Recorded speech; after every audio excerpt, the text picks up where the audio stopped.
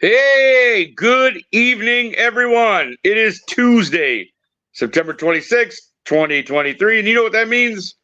It is time for Let's Talk Football, the Roundtable. And as always, I am the guy who tries to steer this ship in whatever hell direction it's going to go, my friend, because I never know sometimes. I am Nick Rosario. Thank you very much for tuning in. Also, I'm never alone, as I always say. Below me, in this particular moment, is Tina Winter. Hello, Tina. How are you? Doing good. Very good. And next to her, down over there in the corner, Mr. Anthony Handy. Handy, how are we doing this evening? Oh man, look, I just choked down a whole fillet of fish right before the show. So, so I got myself a stomach full. I'm feeling pretty good. I'm ready to get this thing on. And as you always know, like I like to say on Tuesdays, I'm very happy to be here. I've just been placed in charge of garbage. I don't have any that requires disposal, except for this empty fillet of fish box. So we will get to that later. Alrighty. I love it. I love it every week. You do it. I do. I love it every week. I look forward to that. And of course, Delilah Crespo. Delilah, how are you on this Tuesday? Hey, I'm good. Good evening, everybody. It's Tuesday. It feels like it's still Monday, but I'm here. I'm alive. I'm living. Very good. We are glad that you are. It's always good to be living. As always, you know, we like to start every show with a coin toss. So let's get it on.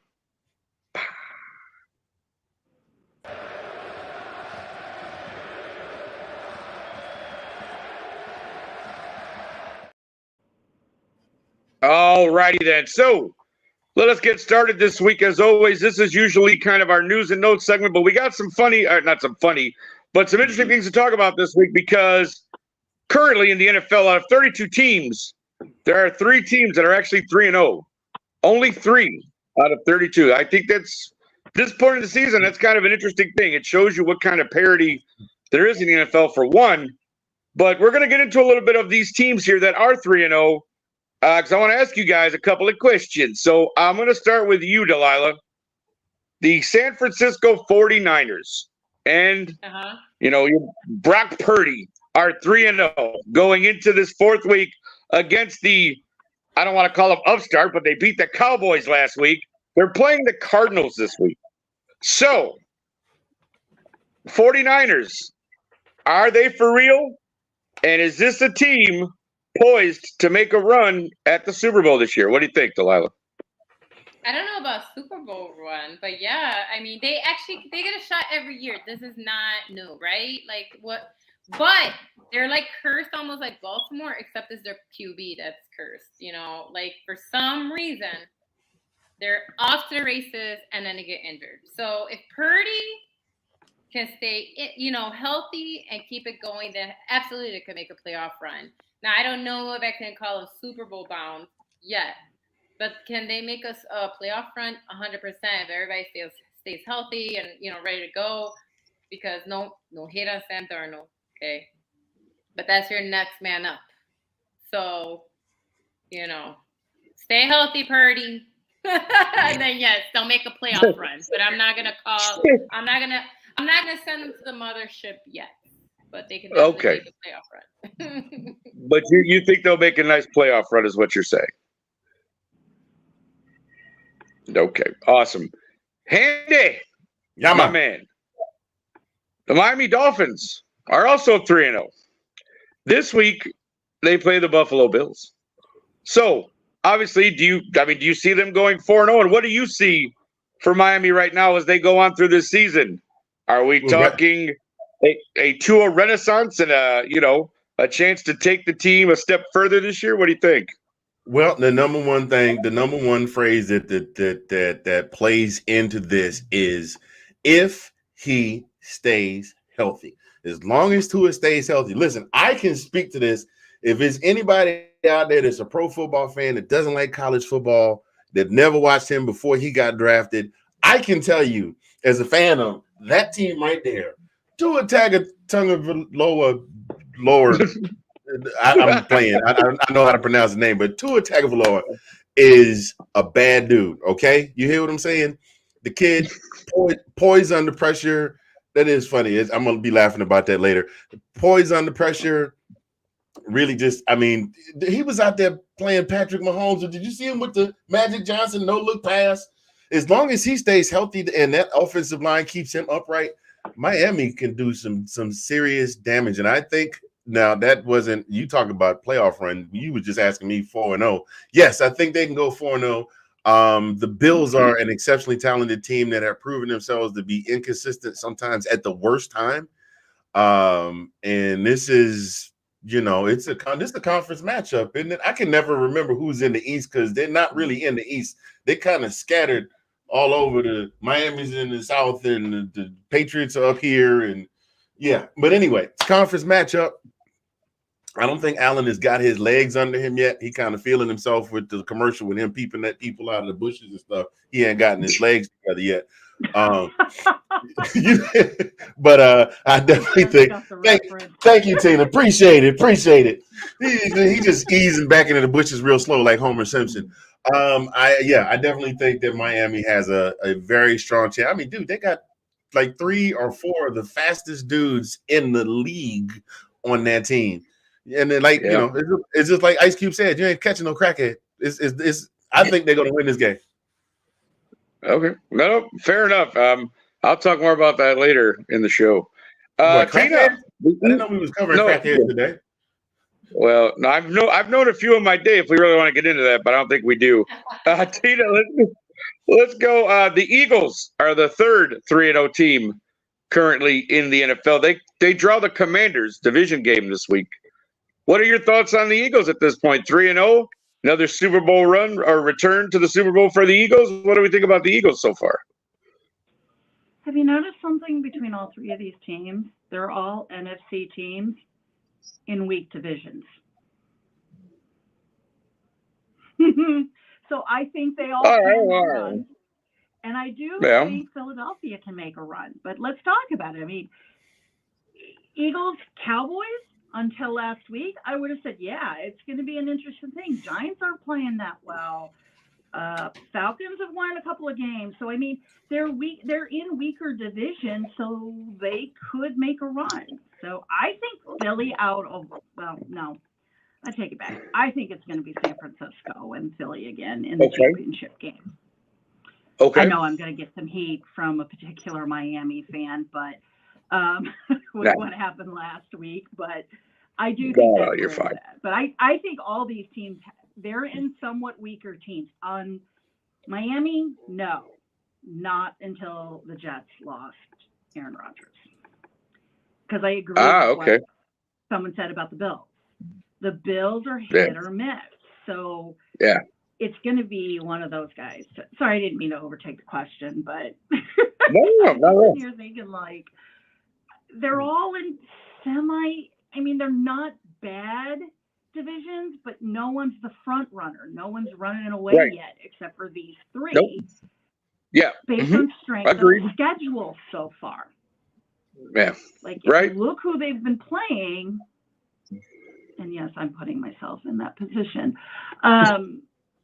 I think there's something to be said of a wait and see attitude with these guys to see if they really are going to be the front runners, or is Mahomes and the Chiefs good? Oh yeah, Miami is in the AFC. I forget about that. I always think they're NFC. I don't know why. Same with Seahawks. That's I think the Seahawks should be in the NFC also, and they're in the Well, no, they were in the AFC. No, they are in the NFC, right? They switched over, right? They did that realignment thing. Yeah, they did all that. Yeah, I think there's a couple of teams in there, Chiefs being one of them, that I think are starting slower, and they'll catch the momentum going forward. Okay. So we'll see. I'm just going to play a wait and see attitude with them. Okay. No. Again, I know it's early in the season, but I like you. You always get a sense sometimes of how teams, when the way they start is usually a good indicator of how they're going to go the rest of the way. Like I said, as long as these teams can avoid injury, it's hard not to think that the Dolphins would win the East, given the way the Jets all of a sudden, have collapsed with Aaron Rodgers going down. And as Anthony said, Buffalo, man, one day they look like world beaters, and the next week he throws 4 interceptions and they look like crap. So, yeah, I never know what I want to root for Buffalo, but I never know what the hell they're going to do.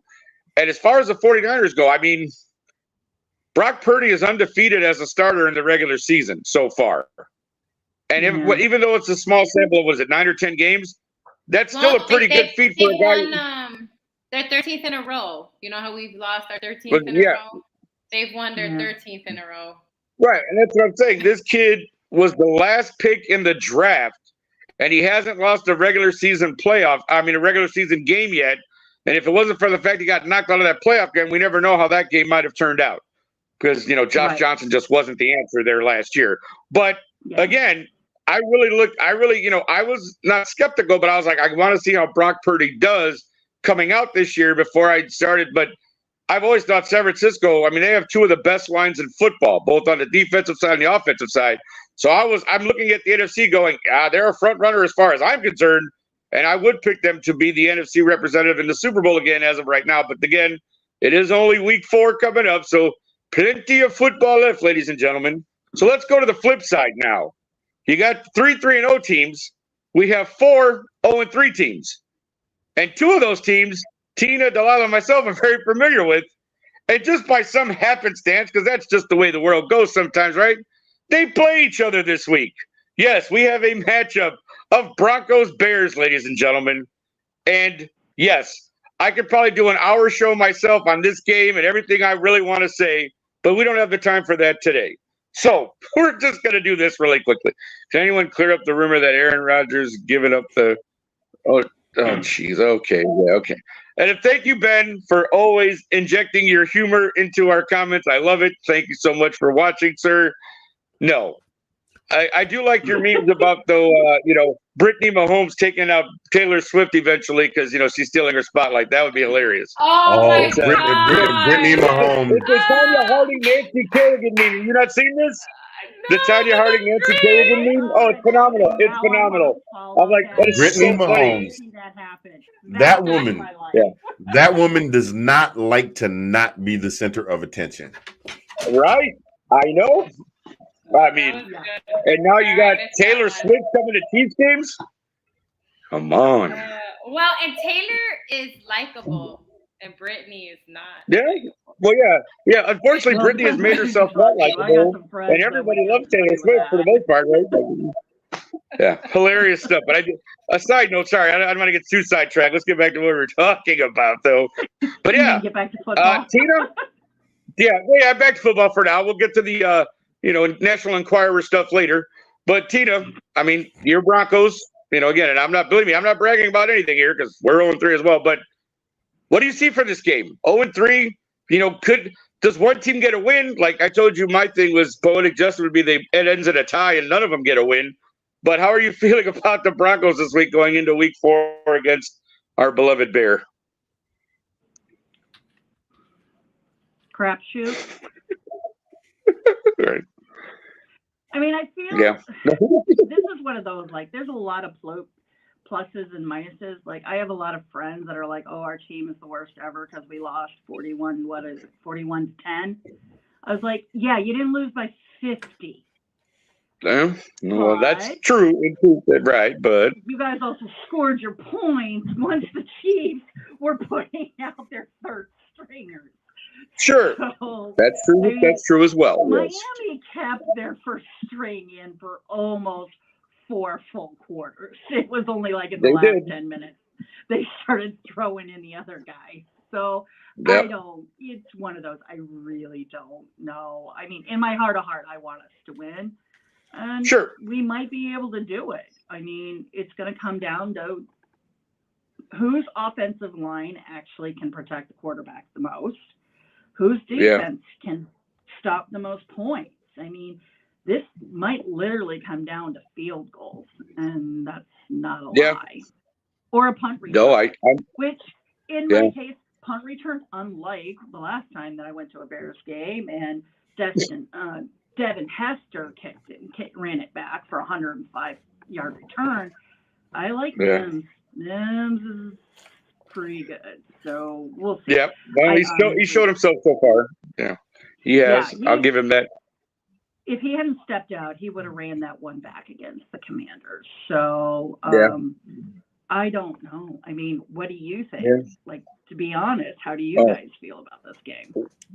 Well, Delilah, I was going to go to you next because I do find it kind of interesting, Tina. You guys are a 3.5-point favorite in this game. It's a road game for Denver.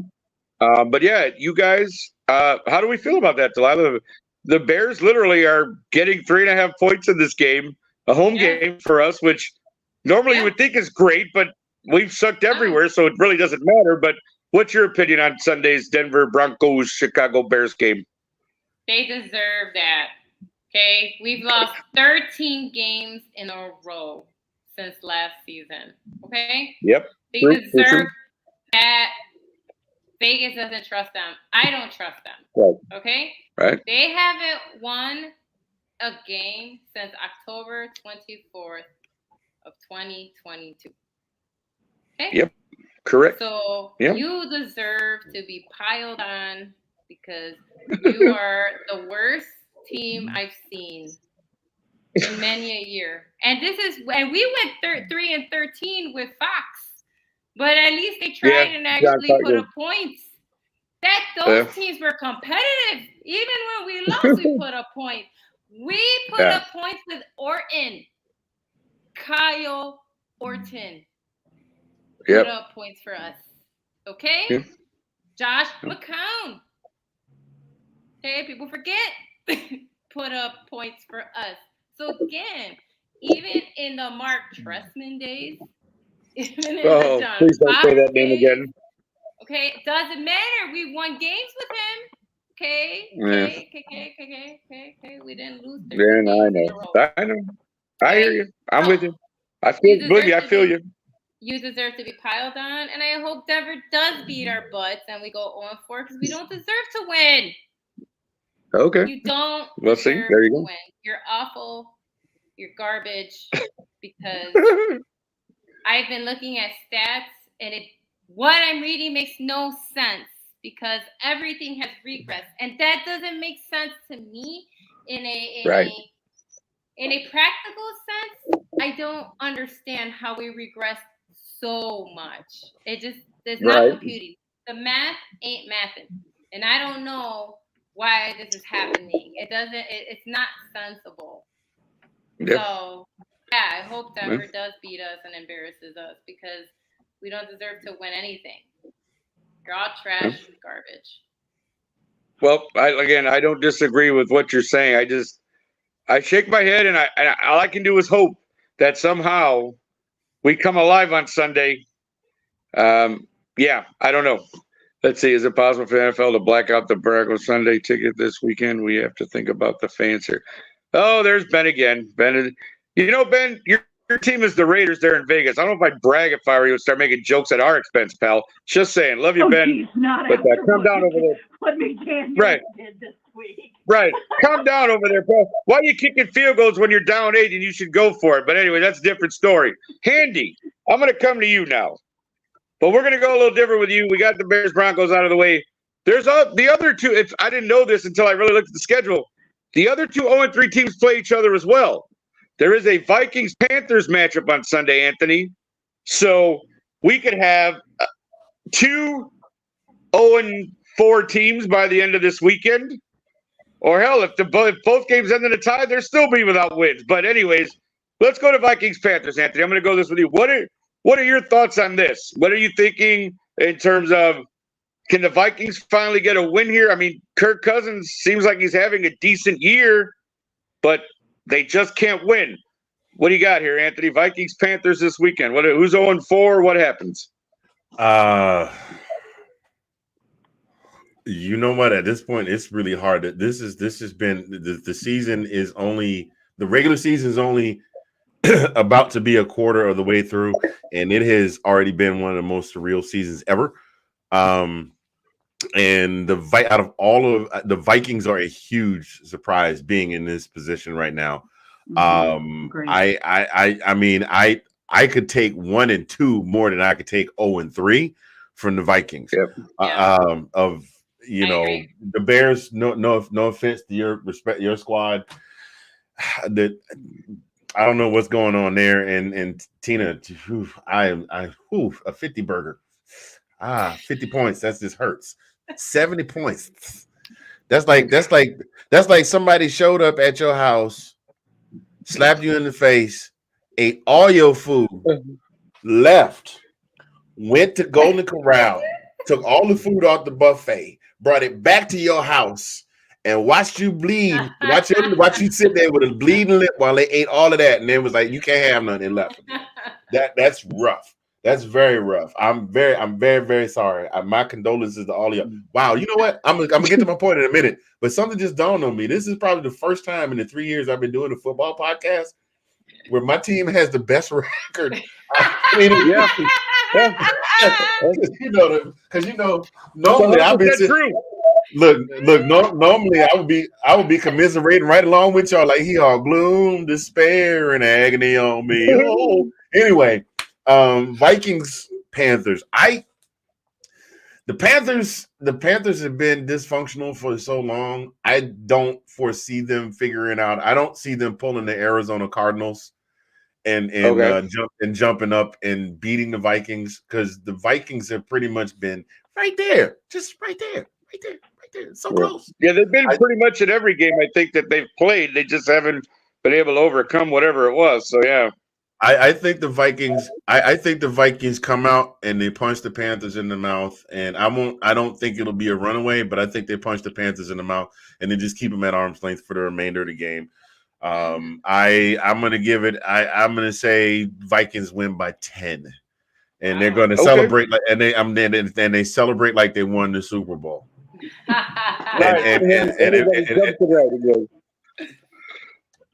Oh man. And Kirk can go back to wearing his Cuban links on the plane. There you go. Absolutely. I'm so icy. I'm so icy. Oh man, I love it. Well, yeah, definitely looking forward to this week. Like I said, we could have a couple of 0-4 teams and a couple of 4-0 teams when this weekend is over. Ben says the greatest of Andy Dalton may be starting for Carolina again. I'll take the Vikings in this one. Minnesota wins by accident this week. Well, there you go. You heard it first here, folks. Ben Collins says they win by accident. And Johnny Dean says the Vikings are who we thought they were. That's because your Bucks beat them in week 1, Johnny. That's why you're happy. It's okay. We appreciate this. Yes, go ahead, Andy. Yes, I know you're a Bucks fan, but you live in Vegas, but so whatever. Y'all should have seen my jaw hit the ground when they were going through the replay of halftime of halftime of the night game, and they're doing the highlights. And I heard the man say Andy Dalton, and I almost gave myself whiplash turning around like he's still playing. Yes. Yeah. Is he trying to beat George Blander's record or something? Probably. Why wouldn't he? Didn't George Blander play till he was eligible for Social Security or something like that? Yeah. Close to it. That's the only thing. You know what Andy Dalton did for us? He won football games. I knew that was coming. I had a feeling that's what was coming. See, silent assassin, my friends. She says it nicely, but she says it. That's it. Silent assassin. Get him, Delilah. I have a question. Did Trevor Siemian play for you guys too, or just New Orleans? Trevor Siemian did play for us, and the Jets are picking him up as long as he passes his physical, I heard. So Trevor may be a Jet backing up good, or probably starting instead of Zach Wilson. Who knows what they're doing in New York now? Aaron Rodgers. We re-signed Peter. He's a Northwestern grad. The kid's smart. He's intelligent, right? Oh yeah, is going to Ryan Fitzpatrick right extension.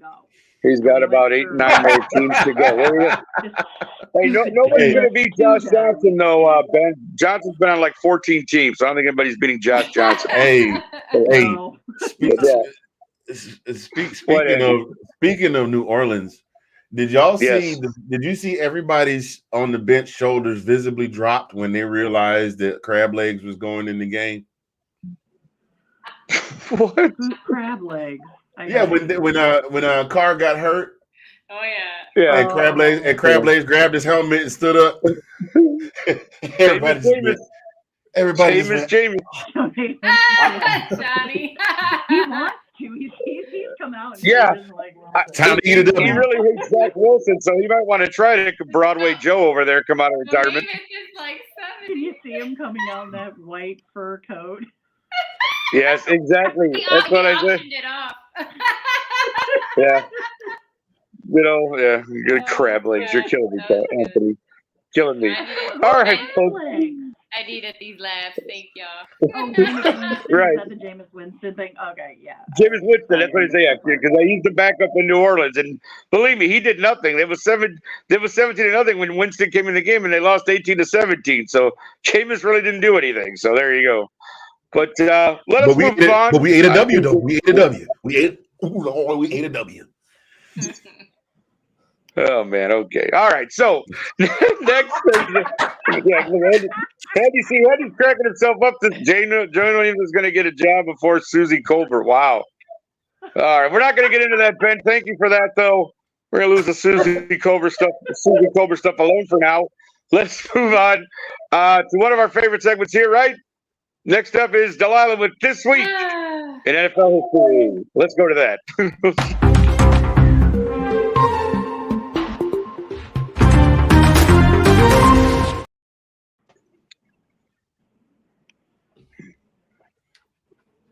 Sorry, I was still laughing. All right. All right, here we go. I'm just gonna, like I said, I've just been going back a few days just because I didn't want to go like a whole week. Come on, we only have an hour and a half on the show. So September 22nd, 1987, that was the infamous NFL player strike. Right, lasted 24 days. The players wanted free agency to be part of the agreement that the NFLPA had with the NFL owners. They had technically had free agency for almost a decade at that point, but a clause in the contract known as the Rozelle Rule stated that if a player is signed from a team, that the commissioner could review it and compensate the team losing that player with draft picks or players from his new team. As the 1987 season started, things were not going the way the players liked with the negotiations. So in week 4 of the season, they walked out and went on strike. And that is when the replacement players came out, right? They did a few movies about that. It was a disastrous experiment. The quality of play dropped. Fans were upset, livid. They're like, what is going on? Bring everybody back. And that's when star players started actually crossing the picket line. One of them, Joe Montana, he did cross the picket line. Mark Gastineau and Steve Largent, they started breaking breaks and crossed the picket line. So finally, when these stars crossed, this eventually led to all of the players going back in week 7. And guess what? Even though the stars weren't playing, those games still counted for their overall record. so even though their replacement players were the ones playing the first few weeks, it didn't matter. So it still counted for their record that season. Here we go. Fast forward a few years, September 22nd, 1991. Miami Dolphins head coach Don Shula, right, one of the greatest, won his 300th NFL game. Shula started his head coaching career in the NFL in 1963 with the Baltimore Colts, because that's what's their name at the time, right? He was only 33. He spent 7 seasons with them, tallied 71 wins in that position before leaving for warmer weather and going to Miami at that post for 26 seasons. Then Shula won one NFL championship in 1968, right? That's pre-Super Bowl. He won that with the Colts, the Baltimore Colts. And then won 2 Super Bowls at the helm of the Dolphins, including that undefeated Dolphins Super Bowl team of 1972. That was all Don Shula. Bobby's watching. I hope you enjoyed that little factoid. All right, moving on. Right. Right, moving on to September 23rd. All right, here we go. September 23rd, 1984. The great Joe Montana just happened to had another fact about him. But Joe Montana actually missed his first start with the San Francisco 49ers in 49 games, which is kind of interesting, right? 49. Montana was unable to play due to his injury and was replaced by backup Matt Cavanaugh, but Matt Cavanaugh stepped in, threw for 252 yards and 3 touchdowns to lead the Niners to beat the Philly Eagles 21-9. So even though Joe Montana was out, next man up came up and won that game. All right, September 23rd, 2018. I'm sure Ms. Nicole will appreciate this, but this is when quarterback Drew Brees of NOLA surpassed Brett Favre's career record, right, of 6,300 pass completions to become, at that time, the new record holder. We know who broke that one a few years later. A 17-yard touchdown. Yeah. A 17-yard touchdown pass to favorite target at that time, Michael Thomas. That's when Michael Thomas was still, out there killing it, right? Not only achieved the milestone, but at the time, Anthony, they broke the record when they beat Atlanta 43-37. There you go. All right. Nothing really happened. Glad we could help. Sorry. Nothing really happened on the 24th. I mean, it did, but I kind of covered it last year doing this segment, so I don't want to some repeat. But September 25th, 1939, Riddle introduces the shell helmet. It's the first helmet to use plastic shell. Yep, available to players. Its internal suspension trap here in 1939 was also adopted by General George S. Patton and the U.S. servicemen in WW2. So imagine that. So the football players and our soldiers were wearing plastic helmets. Yeah, at the same time. How about that? However, nice. As what always happens, the only leagues that were actually using the plastic helmets were the college and high school games. It didn't get adopted into the NFL until the beginning of 1949 because, it takes a while for that. Yeah, because, football's always like, you got to tough it out. So it didn't. So the leather helmet era in the NFL still continued, even though there was a plastic one. Wow. And it was not until the 1949 season where they decided to use the plastic shells. Okay. So that's, and then here's a couple more facts, and then we're done. Moving on to September 26th, which is today, right? But going back to 1920, this was the first game featuring an American Professional Football Association team. Would be played on September 26, 1920. So this is before. This is what would then become the NFL. It was the first professional game. September 26, 1920, as the Rock Island Independents beat up on their non-league opponent, the St. Paul Ideals, 48-0. Wow, that is a beat up. The APFA would change its name to National Football League in 1922. And our last fact, September 26th, fast forwarding some decades, 1977, the first overtime game is played by the Cleveland Browns franchise as they knock off the New England Patriots 30-27 in the extra period. The NFL adopted an overtime session in 1940 for divisional ties, and in 1946, it opened this rule to the championship games as well. However, it wasn't until 1974, though, when the league adopted the sudden death overtime for regular season games. And there you have it, this week, this day in NFL history. All right. Well, thank you very much for that, Delilah. Interesting side note, Tina, I don't know if you know this or not, but your coach, Sean Payton, was actually the scab quarterback for the Bears in that 87 season. So just an interesting side note on that one. But we're going to take a quick break, folks, and we'll be back in just a minute. What's that? So you're saying he has inside knowledge? I'm just saying. He was a scab once himself. I don't know. Yeah. There it is. No, I love it. Keep it coming, guys. We're having one of those nights. It's great. Maybe he's the one that broke into your stadium this week. And took the $100,000 worth of lawn equipment. Now I've told it was stolen from the parking lot. So who knows what the hell's going on over there at Soldier Field? I have no idea. It's a mess. It's a mess everywhere. But yeah, so we're going to take a quick break, folks. We'll be back in a minute. Thank you.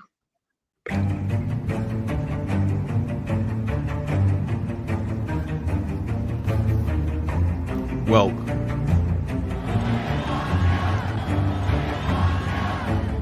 to Washington Football Week with your host, one half of that dynamic duo, Sean Spencer,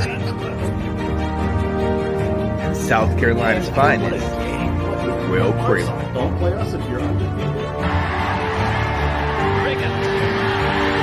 Where we celebrate past success while looking to a bright future. There's a youth movement in Washington, and they're ready to take the reins, led by a fire It's a new day, new dawn, no longer the laughing stock. It's time to take command. And there we have it. That, of course, is for Washington Football Weekly on Wednesday evenings. Sean Spencer, Will Kramer. So check that out. I believe it's around, I want to say 7:30 or 8 Eastern. So somewhere in that 7 to 7:30 slot Central. So check that out tomorrow evening. Washington Football Weekly. Now we're going to go to one of the newer segments on our show, but one that's been very informative up to this point. So here comes Tina Winter with her corner office. Tina, take it away.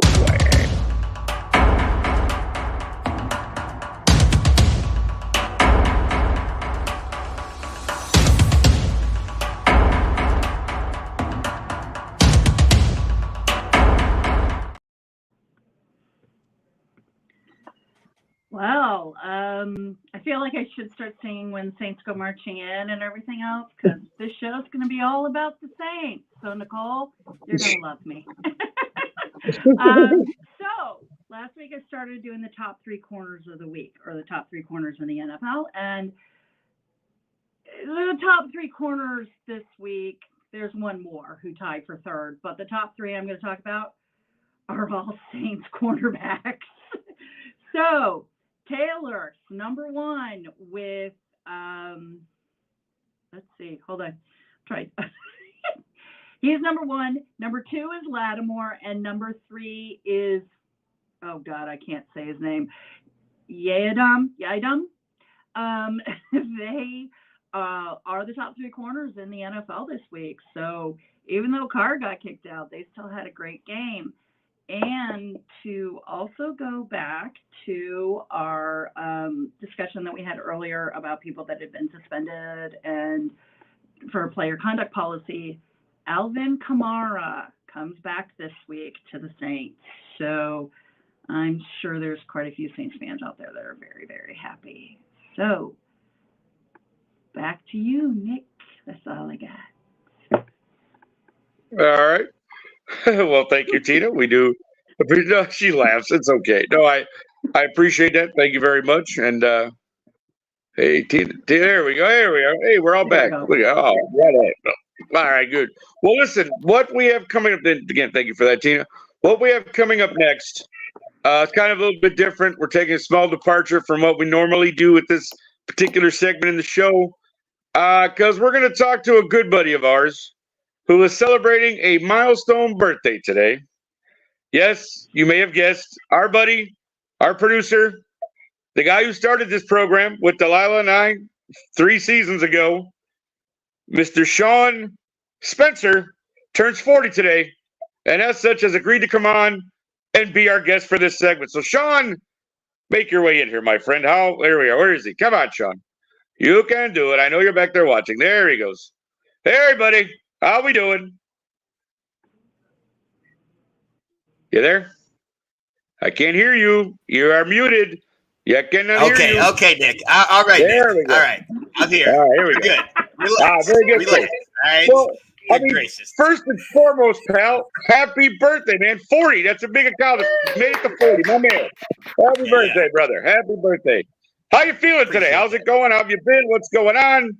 You hit the big 40. What's going on? I feel a lot better than I felt the other day. Went out to the bar Sunday night. Needless to say, there's other reasons why I don't feel great, but happened to walk outside, thought I had a little spring in my step, took a step, and the back said, "Welcome to 40." Boom! I dropped to the floor. My neck came out. You got hit before you even had a chance to enjoy being 40, bro. Before. I mean, it had to cater me in. It had to bring me into 40. So I had icy hot on the next couple days on the back. Religiously, where I'm at right now. The Raiders, they really feel 40. Yeah. Exactly. You put them up on the bridge of your nose like this, you can read stuff. You be like, "What does that say? What's going on? What is it? Excuse me." Okay. Well, look, Believe you guys me, I do that too, bro. have seen, the three of you have seen my phone. It's the Fold, but it's not the Fold because I like fancy phones. It's because I need everything to be expanded so I can see it. My font is huge. Right. Sure. I get that. Believe me, I get that. Trust me, my eyes are horrible. But again, Sean, built different. What you say, Anthony? These kids built different. I'm still reading small print at 300 meters. Jeez. You're my father. Well, you know what? You're a better man than I then, if you can do that, my friend. I tell you, because I can't read it at 2 meters. Just wait till you're 55. Thank you, Johnny Dean. But we're not talking to the senior citizens right now, Johnny. Sorry, we love you, buddy, but no cracks about 55, bro. I'm too close to that. Go easy. Need I remind you? I am a mere about a year and a half away from that milestone, sir. Oh, you are? Oh man, you're old. Sorry, my bad. Yeah, I hit 53 earlier this year. Anyway, this ain't this ain't about me though. My bad. No. But and then he left. Oh, there he is. Oh, Sean's back. All right, very good. Well, Sean, we did want to take a couple of moments here with you. Obviously, I just want to honestly express my gratitude towards you, pal. You started this with Delilah and I 3 seasons ago, man, and I had no idea where it was going to go, what the hell we were going to do, and how it was going to be. But I'm glad you did, man, because I've had the most fun I've had in the last 4 years doing this show. So appreciate you there. I am going to give everybody an opportunity to say something, but I know that also you threw some videos out here, I think, with some Sean moments, correct? We have some moments here of Sean Spencer on the roundtable, if I'm not mistaken. Is that correct? Didn't know. If we do, I don't know which one it is. This is why being live is so great. Because, see, this is what happens, folks. Old man brain, you should probably check these things before you go on the air, but, we just go live and that's what happens. Anywho, it's okay. Bookmark. 4215, man. Clip that right there. Cut it. We'll just cut that out and then we'll redo it. No, it's fine. Age is another thing that goes. Yeah. In memory. Yeah. Who are you telling? Well, I'll tell you what, though. It's funny because we always talk about, thank you, Christopher, for watching as well. Chris. Memory, memory is just one of my favorites. Is just the very first show itself, honestly, because you had 3 people who didn't really know each other. I knew Delilah. We had met, years prior, but I didn't really get to know Delilah better until we started doing the show, when we actually started talking a lot more. And obviously, Sean, you and I just met online, and so there wasn't a lot of I knew who you were. I knew kind of your love of sports.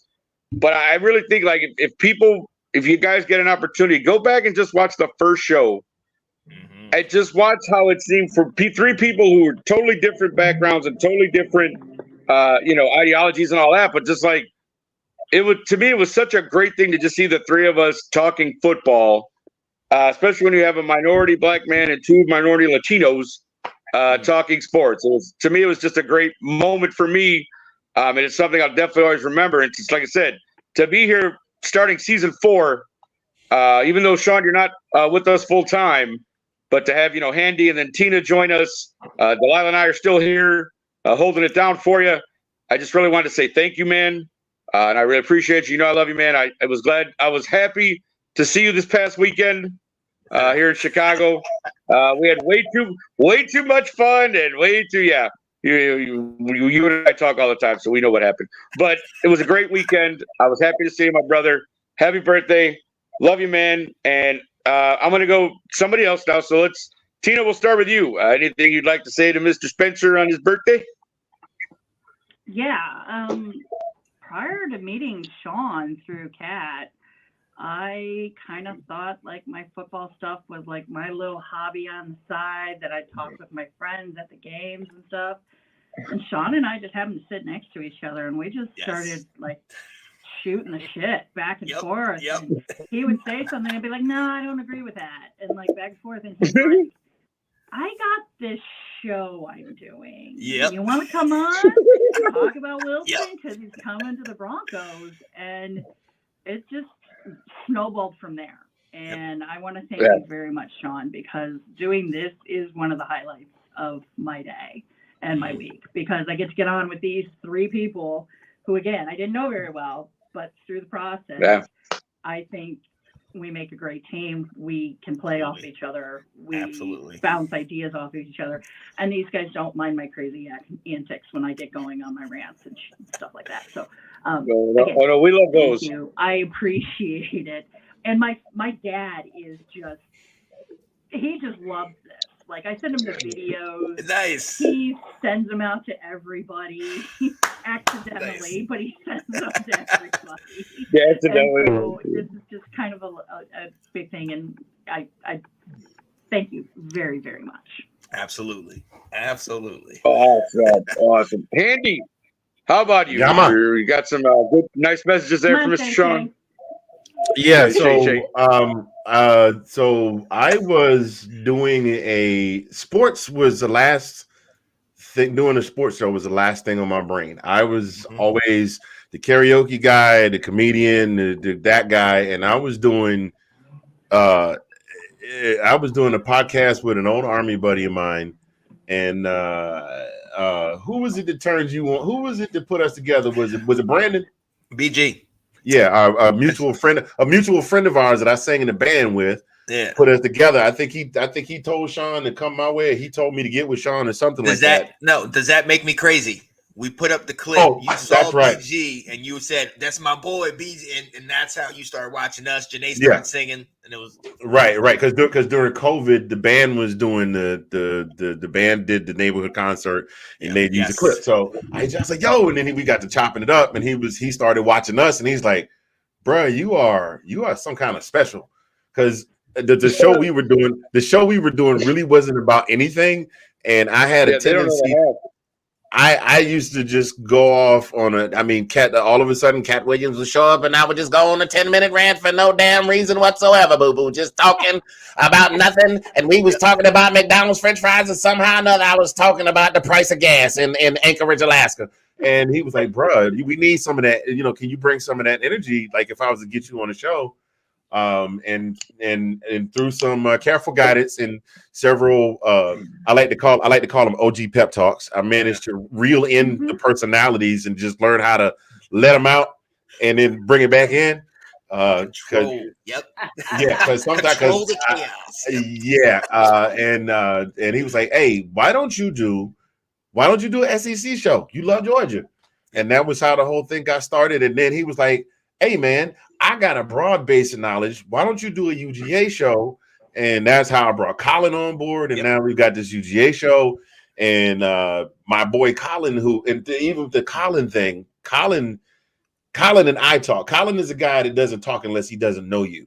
Now I got Colin on. I'll pop a topic. I'll pull a Nick. I go, "Hey, Stetson Bennett, what you got, Colin?" And he'll just, And so now that's where we are, and then of course, I could not let the birthday go by without having Uncle Shay come by and have a little something to say. I'm just getting in from coming in from Colorado. I love Dion. I love Prime. Prime is my boy. Prime is a good dude. Prime say Prime is a good friend. He always 8 toes down for somebody, But I just wanted to come through and tell you, sir, you're doing good things. And we appreciate everything you do for the whole Let's Talk Football family. And maybe if you play your cards right, we'll get you to actually come to Club Shay, and maybe have you on me and Stephen A. That's that's what we gonna do. Because we always here at Club Shay, we like to do something before something, but we gonna let you dry out first. I saw your little picture with the 40 ounce. I didn't know how that ended. So I'll tell you how it ended, pal, but we'll talk about that later. Long night. It was a long night. Yep. Long night.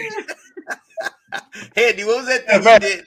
When you were on the show, the thing that caught my eye was you were on the show with your guy, and he said you had said something. He said that sounded like Ice-T, and then you said a girl donated herself to the subway system. Oh yeah. Oh yeah. So you got the whole in the criminal justice system, sexually based offenses, blah blah blah blah blah blah. Dun. Yeah. Cut to the first scene, 38th Street subway station. What we got, Finn? 35-year-old Caucasian female found on the third rail. Bunch of guys ran around the corner, beat her up, took all the money, then threw her on the third rail where she was electrocuted. The ME called that one a shake and bake. Dun, dun. I love that. Because Ice-T always give him these corny lines to start the show. Yeah. He makes them work. Yeah, and I love Ice-T. One of the other ones you did was you said, "Oh, young high school girl donates herself to the subway track." I guess she was late for school. Yeah, guess she was late for school today. And you're just like, wait, what? Oh God! So I saw that and I was like, yeah. Come on through. Like it's lemonade. It's lemonade. What's wrong with you people? That's right. Don't get me started, man, because then we won't even get to Delilah. Because I got more impersonations I want to do. So no, he wasn't ready. No, but Delilah, say something before another personality comes out. Before another one comes out. Well, you got about 200 of them, so I mean that could happen at any moment, anyways. But that is the truth. Anything you'd like to say, Sean, on this particular occasion? No, I mean, I miss Sean the way you did online. So it was a weird way that happened. So I knew one of the twins. And then one of those twins knows Kevin because we all hung out in the same kind of bars and stuff. Mm-hmm. And then Kevin was going stir crazy and he was like, okay, well, let's do online karaoke. And at that time, Kat got sick. And so this was like an outlet for Sean and Kat to come online and still be around people and stuff like that. And so it was Christina that shared like, hey, so Kev started this online karaoke group, and then Nick, as we learned, can sing. Well, I knew he could sing, but it was a shock to Anthony because he didn't know Nick could sing. But I always knew he could sing. Oh yeah. But then what would happen is people would stop singing and we would just start talking, right? We just start, shooting the shit and stuff, and so then we started talking sports, kind of similar to like with Tina, but this happened online. And then so we started talking about sports, and he's like, "Oh, wow, you guys, And so he's like, "Oh yeah, He started talking about he wanted to do spinoffs because he had his OG show, and he was like, "Oh, I'm like, well, I've never done a podcast, but sure, whatever. I like talking." It's like, sure, just put a mic in front of my face, And it happened really organically. It was kind of cool because it was a test run. But like, I don't know if y'all know this. So like, I'm a really prepared person, but like Sean would send like outlines. That's true. Oh my God. Like broke down everything. Like this is a segment, like that. Like that. So, like that, right? You got notes, pages of notes. So he would outline it on notepad paper, take a picture, send it to us, and then we'd be like, "Oh wow, okay, we're ready." But it kept us ready. So even though that first show was, I like it for nostalgic reasons. I'm not gonna say it was probably wasn't like the first one probably wasn't great, but we were having a good time, and then it got better. Yes. And then it got better. And then we did season 2, and then Sean was still on it, but then we started kind of bringing Anthony in because then he introduced us to Anthony, and he would come in on like guest spots. And then of course that's how he connected us with Tina, which I thought was funny because I was like, I know the twins, but how have I never run into Tina? Like it was weird, like we kind of circled each other, but never actually ran into each other face to face.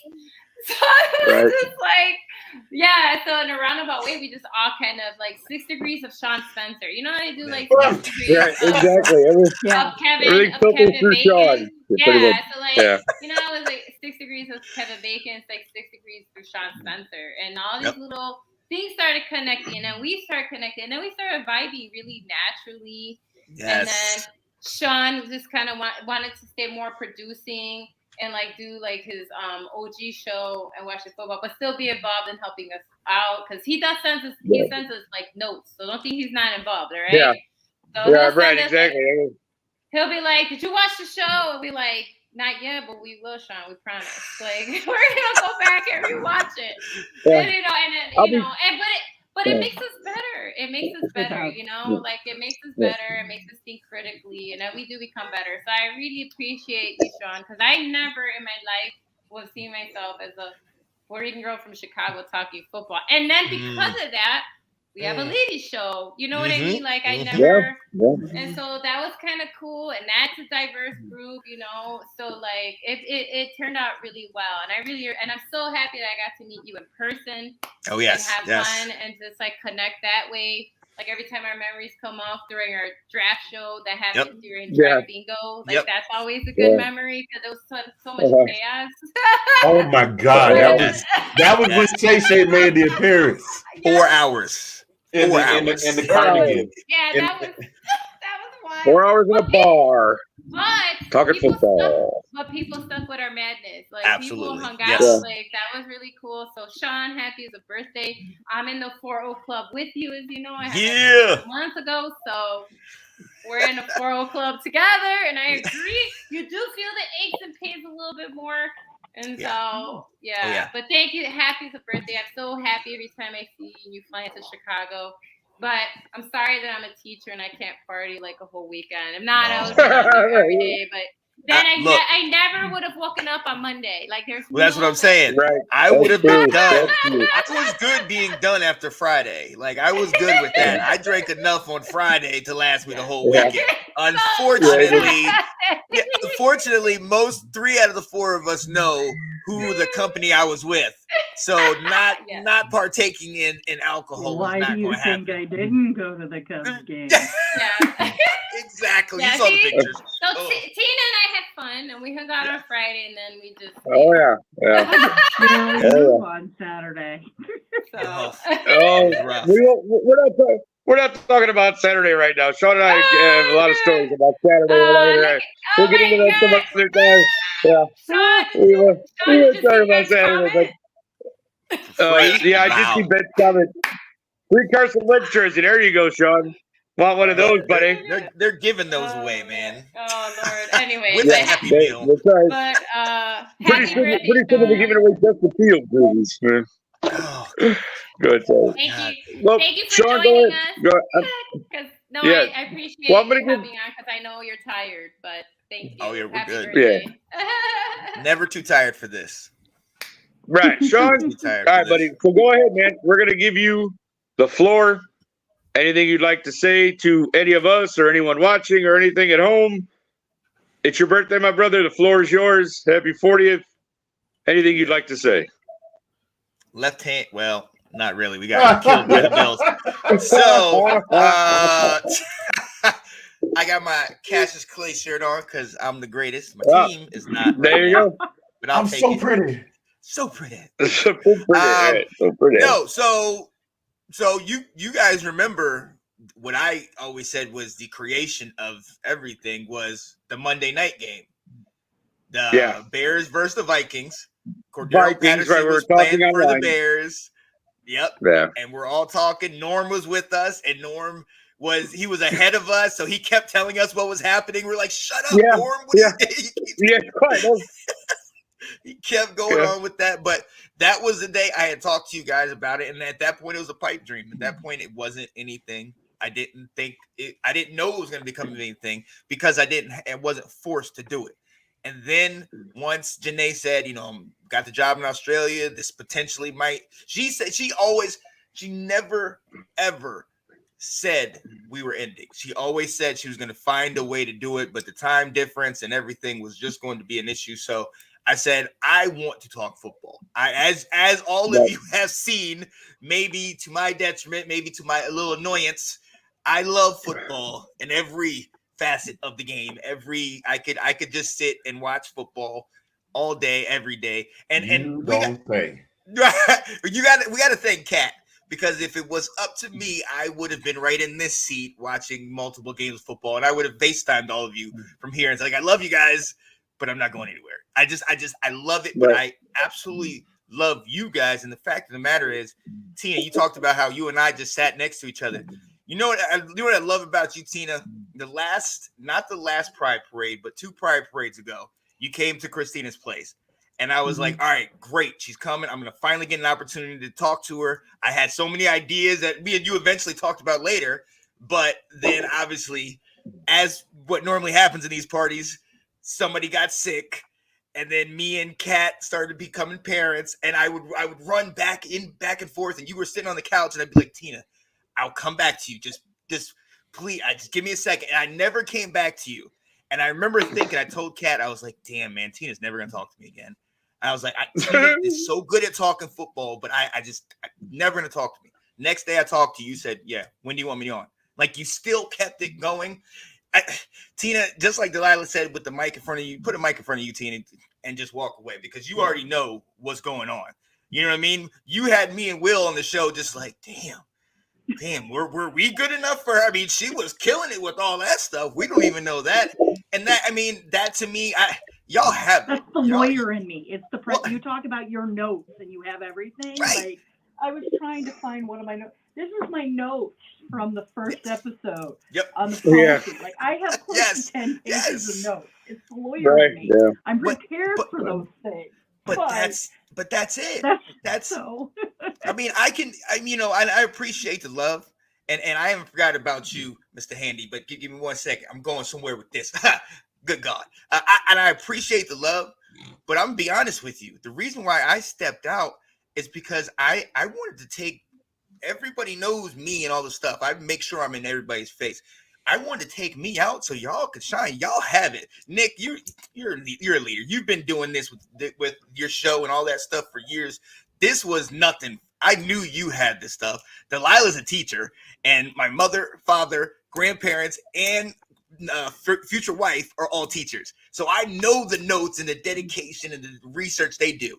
But we were missing just one thing. We needed something that was going to take it over the top. Something that could, at 1 minute, be talking normally, and the next minute, whatever it was. And I didn't know what it was. I didn't know. And then one day I said, "Yo, man, let's rap, man. You a Falcons guy? I need a Falcons guy. Let's rap." That one episode, Anthony Handy, that you and I did, we did off season of 2021, I believe. It was you and myself, and we just talked. We were supposed to just talk Falcons. The first 45 minutes of the show, we talked, what was it? Savannah State, Uncle Shay Shay, college football, mini impressions, and all this stuff. The show went for 2 hours. The impact of that show has sustained this whole thing. Through that show, Kyle Gacy started watching. He goes back to the Canadians and says, I got some guys that like the Atlanta Falcons. And they talk about the Falcons, and they go back. These guys started watching us. All of a sudden, now you got Foobs, you got Alex, you got Alec, you got Johnny, you got all these guys in here. And the common thread is we love the game. We take this stuff somewhat seriously. We don't take it too seriously, but you're right. But at the I'm gonna turn my microphone up. I'm gonna turn my microphone. That's what I said. You're right. That's what I said. Not too serious. You're right. Delilah been looking like somebody killed her dog for the whole doggone episode. You talking about you don't take it seriously? Yeah, well, we've lost 13 games in a row. Yo, actually, Delilah, that's the next one. That's the next clip that's going out, because that one, you're just like, you're so calm, like you've been, and all of a sudden you're like, we just suck. Like, what Delilah, hold up, headphones. Let me put these on. Woo. But you know what? Hey, you guys are killing it. You guys are doing an amazing show. I absolutely appreciate the birthday love, but the vision that I have is so much bigger. And I couldn't have asked for 4 better people to do this. Your flow, your mesh is great. And the fact that not only do we have 4, but you have 2 women on here, that was not a mistake. That is something that we need. I have always grown up. My mother was the one that gave me the love of football. It was not my dad. It was absolutely my mom, who grew up with her dad watching football every Saturday and Sunday. So that's where the love I have. So anytime I see a woman that can talk this game and that knows her stuff, I'll put her in front of anybody, anywhere, any day, and ride with her till the wheels fall off. And y'all, you see it. You see who my road dog is Janae. She can go toe-to-toe with anybody. You know what I mean? Right. So, hey, all of this That's is just a culmination of everything that y'all do, y'all hard work and dedication. And anything I can do, I'm here, man. I love y'all. Love you too, buddy. Thank you so much for joining us. Sean Smith, ladies and gentlemen, the big 4-0 today. The big 4-0. I'll be watching. All right, Sean. Thanks, brother. We love you, man. Thank you. All right, awesome. Well, after all that, we're going to take another quick break. And we'll be back with some more Roundtable. Take it away. We are back for Bo. He's a rookie. He's also half Puerto Rican. I don't know if y'all. You already know what time it is.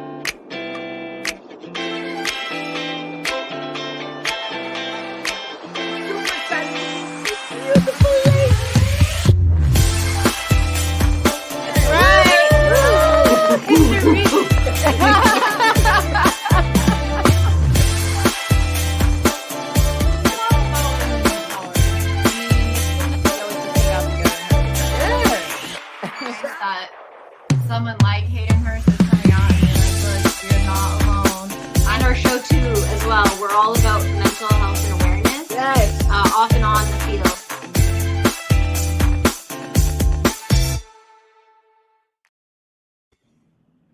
All right, that is, of course, the Ladies Takeover show that airs on Thursday evenings.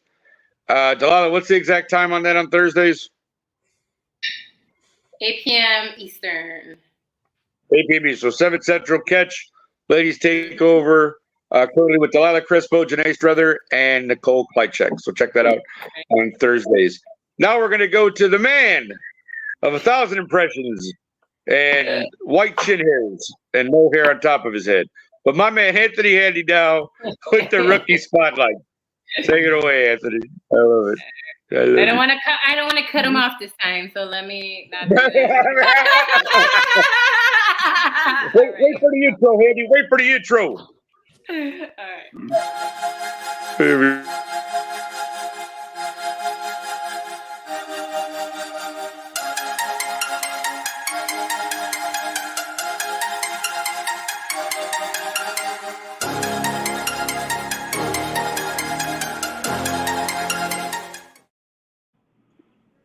Hey everybody, how y'all doing? How you doing?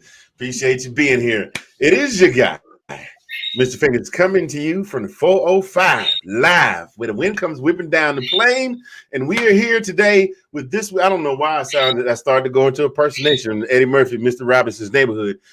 Listen, it is rookie spotlight, rookie of the week. This, we only have 16 weeks, and there's so many wonderful rookies in the league. But one of the things that Sean told me last year was like, bruh, you got to show your boys some love. And y'all know, come on now, y'all know I wasn't going to let this entire season go by and not at least spotlight some of these boys that came from Athens, Georgia, from Clark County, playing in Sanford Stadium with everybody yelling, go dogs, sick 'em, woo, woo, woo, woo. So this week's rookie comes to us by way of the University of Georgia, born April 4th, 2001 in Apopka, Florida. Oh, he's a Florida man. He used to, apparently, I wonder if he used to wrestle Gators back in the day. Well, actually, he did wrestle Gators 3 times. He played for Georgia for 3 seasons. Y'all see what I did there? Anyway, he played football at Apopka High School. He was a phenomenal standout athlete there. He had 12 sacks and 64 tackles and a touchdown in his senior year. Graduated high school as a 5-star recruit. And, of course, committed to play football for whom? Those guys right there. Those guys up there. Oh, you can't. I just realized y'all can't see. what's up there. It's some more Georgia stuff up there. You just gonna have to take my word for it. Anyway, he wound up playing for the University of Georgia. Coach Kirby Smart, for one of the most legendary college defenses of the last 20 years. Wound up getting a lot of playing time in his freshman season, evolved, and just the kid was just an absolute beast. I'm not going to go through all of his stats and all of that, but just because here's the thing. If you look at his stat line, it looks like he did a little something, but they're like, what makes this guy so impressive? Well, the thing that makes him impressive is the thing that makes him impressive now in the league. And we'll get to where he got drafted and all of that in just a second. He is one of those guys, just like we talked about Big Baby Davis last year. Jalen Carter did the same thing. He was a stopgap guy. He was a guy that was plugging up the holes so the guys behind him could come in and make the tackles. He didn't always have to get the shine. He didn't always have to get the tackle. He didn't always have to get the sack. And during the course of his 3-year career at the University of Georgia, he won not one, but 2 national championships. And if memory serves, he won them back to back. I can't make my hands do like there you go. He won them back to back in consecutive years. Whew, my goodness. He went into before he got drafted. Unfortunately, he found himself in the middle of a little bit of controversy earlier this January. There was, we won't get too deep into it, but unfortunately, some lives were lost, and that did cause him to lose some draft stock, but he did wind up being drafted by the Philadelphia Eagles as the 9th overall pick in the 2023 draft, wound up having his first game against the New England Patriots, and wound up recording his first career sack against the quarterback who played, not at the same time, but against the quarterback who played for a team that they won their first national championship against, Alabama alum Mac Jones. It's now, if you I'm really excited to be talking about the dude. Can you tell? And then I'm all full of love from Mr. Sean Spencer telling me how great he thinks my impersonations are. I'm trying real hard not to let them all out. But Jalen Carter was such a phenomenal athlete. I mean, if you weren't paying attention to what he was doing on the field, you would miss it. But I'm pretty sure most of you all remember when they played LSU this past season, the rubber stamp on the season was they were just beating the ever-loving tar out of LSU. Jaden Daniels is hurt. And let me say something. I know we're talking about Jalen Carter right now. Jaden Daniels is a soldier. The boy was hurt. He said, I know we're losing, but I'm going to go out here and lose with my boys. And his ankle was hurting. And Jaden. That's a tongue twister for you right there. Jalen Carter just grabbed him. He already had him for the sack. And he was trying to run away. He just picked him up with the one arm, and it was plastered all over every website and every meme all over the country. That was the play. That was his, I want to call it a Jadeveon Clowney moment, but it was more of a, hey man, just quit. Just stop. We got you. I got you. But Jalen Carter now drafted by the Philadelphia Eagles. And as you all remember, God, the Eagles drafted a whole metric ton of Georgia Bulldogs that are now playing up there. Wound up finishing, I said I wasn't going to get into his stats, but he did finish his college career, 38 games in total with 44 solo tackles, 39 assists, 18 and a half tackles for loss. And like I said, his sack number was not that large. He only had 6 sacks.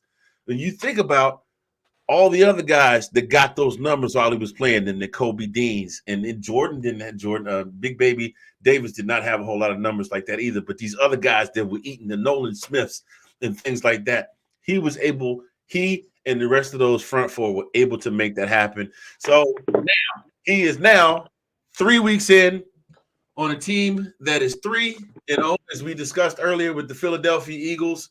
His numbers are they're not standing out that much. He's got 2 tackles, 2 forced fumbles, and half a sack. But you know what he's doing? The same thing he left off doing when he left Athens, plugging holes and making trouble. Ladies and gentlemen, I'm telling you, Jalen Carter is going to be a problem in the NFL where defense is concerned. And the Eagle, it's look at my face. I'm really worked up because he was my second favorite player on that squad. Jalen Carter, woo! He's really get ready to rip some stuff up in the NFL. Just get the baby time. He gonna do it. Just make sure he eat. He gotta eat 5 times a day, but don't feed him after dark and don't get him wet. That's all I got. Ladies and gentlemen, this week's rookie of the week, Jalen Carter. I have been Mr. Fingers. Please, Nick, take me off the screen before I keep talking. Thank you all. No, you're doing fine, man. You know, this is what we do here, pal. But I appreciate that. Thank you. Yes, and of course, we all know, you know, I don't know that we'll regret it, but as you know, the Bears traded that pick so you guys could take Jalen Carter and we could take an offensive tackle. So there you go. Jalen Carter to the Philadelphia Eagles. All right. Well, now it's time for the segment that I personally like, only because I guess it's mine. So now it's time for Nick's Picks. And you all know what that means. Yeah.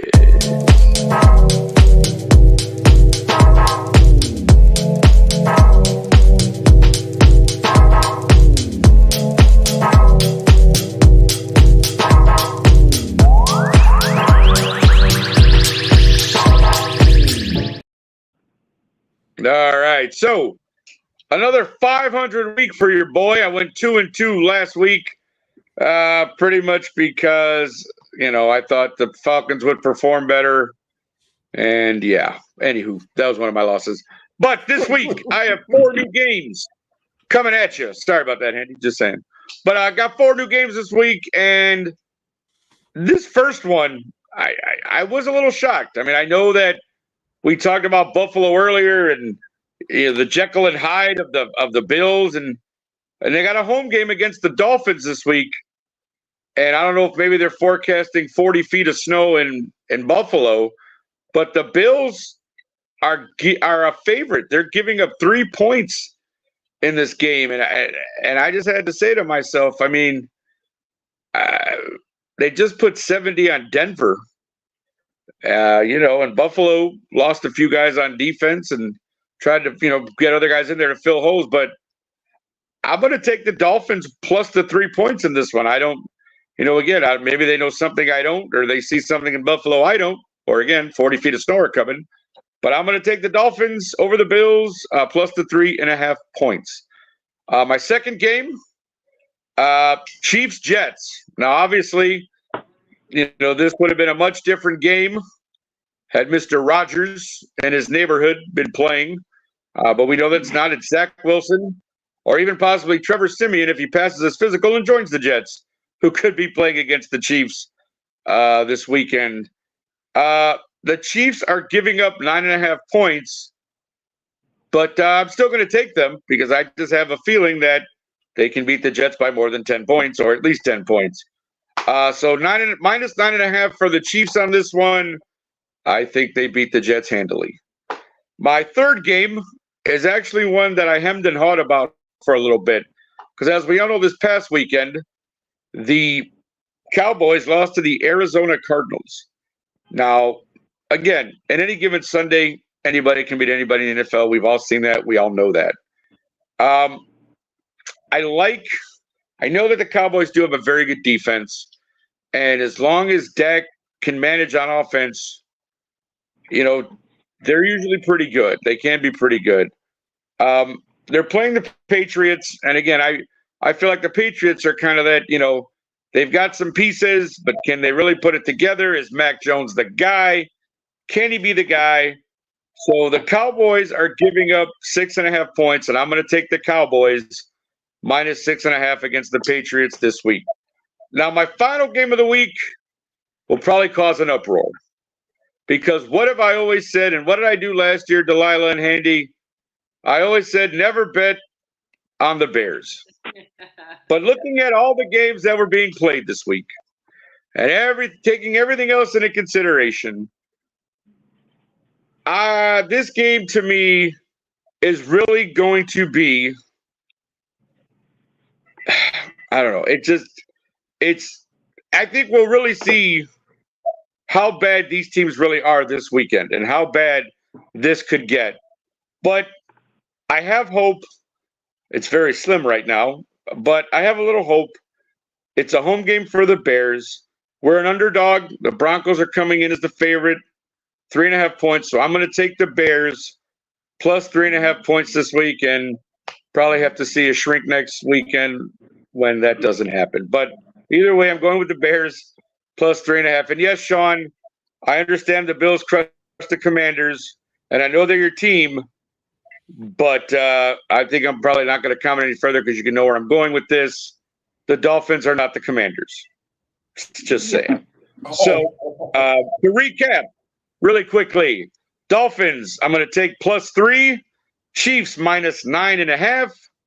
The Cowboys minus 6.5. And the Bears plus 3.5. So those are Nick's picks for this week. Follow along with me. I'm currently 7-5 on the season, so still above 500. Hopefully we'll have a good week this week and record will improve even more. So that's all for that. As always, we are coming to the end of our show. What happened, Anthony? I heard a wow. No, what was that? We thought Sean was going to pop in on that one. Yeah, for sure. Well, I thought he would have too. I was like, I mean, again, I'm not. I mean, okay, really, Nick? Oh yeah. And Buffalo isn't the Broncos. Oh, now he's throwing shade. Wow. But we almost beat you, Sean. You won by a bad ref call. Oh, there it is. I'm telling you, it's going to get feisty up in here, people, especially because the Bears, as we all know, right? Pew, pew, pew, pew. Shots fired. Shots fired. But as we all know, next Thursday, what's the game? Commanders Bears. So there we go. So this is not going to end anytime soon with any of us. It's just going to every week somebody's going to be playing somebody, and we're just going to go at it. It's great. But as always, we are coming to the end of the show. And for those of you who watch regularly, and we do appreciate, I've seen everybody in the comments, Ben, Johnny, Christopher, Sean, anybody else who was out there. Thank you for watching. Truly appreciate it. But this is the end of the show. And of course, we always finish with one last thought. So we're going to go ahead and get into that now. Handy, we'll start with you, sir. What is your one last thought for this Tuesday? I got a couple of thoughts. The first one is very short. McDonald's food has been much maligned for its lack of nutritional value, but I will say that their apple pies is still very delicious. I managed to get we not getting no money from them for showing that. I just thought that I got to eat one while you were on the screen. It was really good, and it's just the right size where I won't drop it on the floor. So that was my first thought. But my actual thought, I was I looked through all the pictures and all the fun that you guys had over the weekend. That kind of stuff right there. Take the time, folks. All of the partying and Sean talked about they did over the weekend. Take the time to get together with the people that you care about and do that every now and again. I know we get caught up in our everyday and the day to day, and I got to do laundry and I got to go grocery shopping and I got bills to pay and blah blah. Take some time, set it aside, get together with the people that you enjoy spending that time with, because sometimes that can be just the thing to just kind of help you reset and get back into your regular routine. And plus that every now and again you need it. People talk about the feel goods and all of that stuff and the endorphins. We do need that. It's good to do that every now and again. I personally, every Friday night I go down to my favorite little karaoke spot and I act up, and then every now and again they lose their mind and let me actually get behind the board and host the show.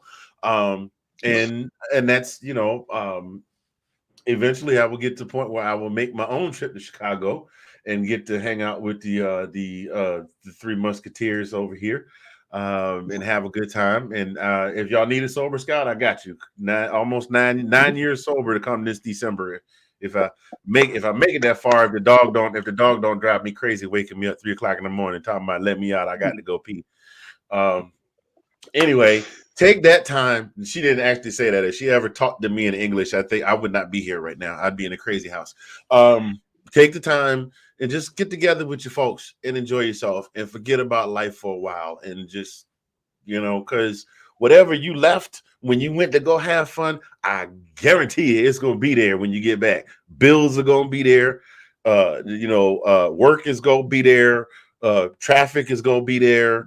Having a sports team that's either good or bad is going to be there. all of that stuff is going to be. I see. I had to do that because I didn't want to say having a bad sports team is there. And mine is actually got a winning record right now. I didn't want to. I had to put both of them in. No shade intended. Y'all, please don't beat me up after we go off the air. Anyway, all that stuff is going to be there when you get back. Go do it. All right. That's my Shayla. That's my Shayla Buff. Just do it. Okay, I'm done. All right. No, thank you, Anthony. That's very good advice, actually. Tina, how about you? One last thought on this Tuesday? Yeah, while I was ranting, like Sean was posting things about like Russell Wilson and the offense wasn't that bad, I'm still going with man is Jekyll and Hyde between the two halves. First half, he's did great. Second half, he's off. So I'm still doing this. Did him for a quarterback. Like, I just don't want it this week. This week, let's leave Wilson in and let's score a few points. Because I, like you said, I mean, you're a Bears fan. You're going to want the Bears to win. I'm a Broncos fan. I want the Broncos to win. Yeah. And I'm going to be for sure. Game. So I really would like to win. Sure. 100%. I get that. I do get that. Absolutely. Yeah. But just to kind of go with what Handy was saying and everything else is, yeah, I mean, this weekend, the four of us got to get together and spend some time and get to know each other better. And I mean, I have met you and Delilah before, but it's been like quick little things at concerts and you're not able to spend a lot. And I had a phenomenal time and I wish Handy had been there. So like what everybody said, if you have good friends, it doesn't matter how long it's been since you've talked to them, send a text message, pick up the phone if they will pick up the phone. I mean, my friends think it's weird, but I talk to my mom every single day just because like her life is very different than mine. So I can vent if I need to, or just find out what's going on with the extended family, etc. So pick it up, make that phone call, do trips to see people you haven't seen in a long time. Because just because you haven't seen them in a while or talked to them in a while doesn't mean that they or you are not thinking about them. So truth. Facts. That's my last. I stalk all y'all Facebook pages to see what y'all doing. We appreciate that, Handy. We do. I'll tell you what I'm doing. Nothing right now. No, I'm kidding. Delilah, how about you? This particular Tuesday, how are you doing? What's your one last thought? Sorry, I just wanted to make sure I was unmuted. No, that's okay. All I wanted to say is, if you have nothing nice to say, just don't say anything at all. Like, honestly, like, it's just so unnecessary. You know, I'm gonna always keep saying, like, just try to be kind. I'm not saying be like happy-go-lucky all the time. Like, just try to spread kindness. You know, I'm always gonna say that. Just spread kindness as much as you can. You know, I'm not saying be lovey-dovey and stuff like that, but you can learn to be kind. You can learn to have empathy. You know, this is stuff that we're supposed to teach children in the classrooms. You know, we call it social emotional learning. Although that's under attack. That's another topic for another day. But have compassion, be kind, be understanding, and just kind of, you know, spread that out there in the universe because we need it. Like today, like it was a long day. I was looking forward to this. And it's only Tuesday. But I got really sad earlier, but then I hopped on and, you know, Nick made me laugh, you know, and so, but I was just super upset about something that happened. But like, see, but that's what the show is. It's a good outlet. Find an outlet for positivity. That way you're not dwelling in like being upset and sad. And I'm not saying you don't need that time because I do believe that that's important. If there's something that Inside Out taught us, which I do like that movie, it's that you do need that sadness, I love that movie. Right? It does teach you that being sad is not a bad thing, right? It helps you appreciate the good stuff. That's the whole point, right? It's a dichotomy. It's a balance, right? Balance, like balance in the force, right? All of these things are out there for a reason. Almost every single story, almost every single myth, right, deals in a similar duality of balance. And that's all I'm saying. Be balanced, be kind, be sad, but then try to do something that'll take you out of that sadness so it doesn't lead to depression, right? You know what I mean? So balance in the force. Yoda was right. Yoda was right. That is all. Awesome. No, thank you, Delilah. That's great.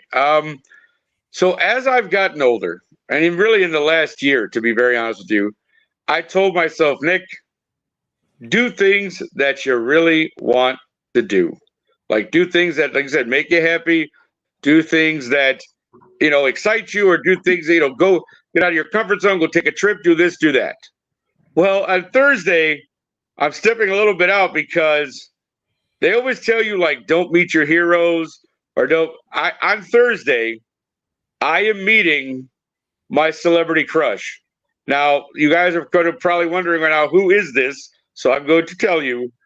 But ever since I was a teenage boy, I have admired Tiffany Amber Thiessen, who now goes by Tiffany Thiessen.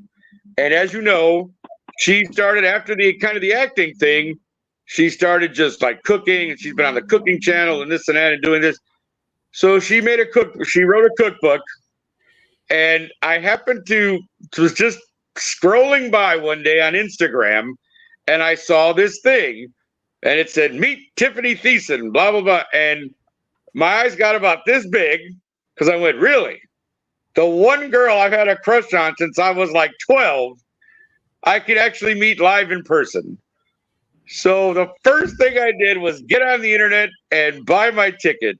So yes, I am getting out of my comfort zone a little bit because I probably will see her and just fall on the floor, but that's okay because I think it'll be a great opportunity just to do something that I don't normally do.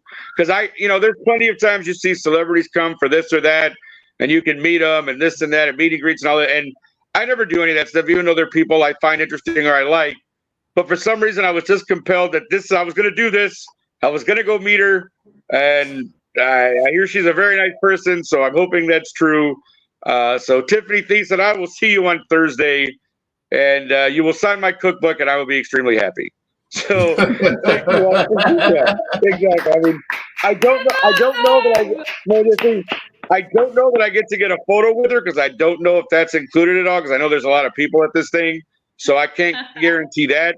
But I'm hoping, if nothing else, again, I get a brief conversation with her. She'll sign my book, and all will be right with the world come Thursday night. I'll have a big smile on my face for the whole weekend. So there you go. That's not so much a thought, but just a thing I'm doing. I thought I'd share that with all of you. So again, we've come to the end of our show now. Thank you guys so much for watching. Really, we do appreciate it. You guys are great. I mean, you comment, you keep us going, you make us laugh. Ben, I know you're a Bucs fan. I was just kidding about the Raiders thing. I know you're a Bucs fan.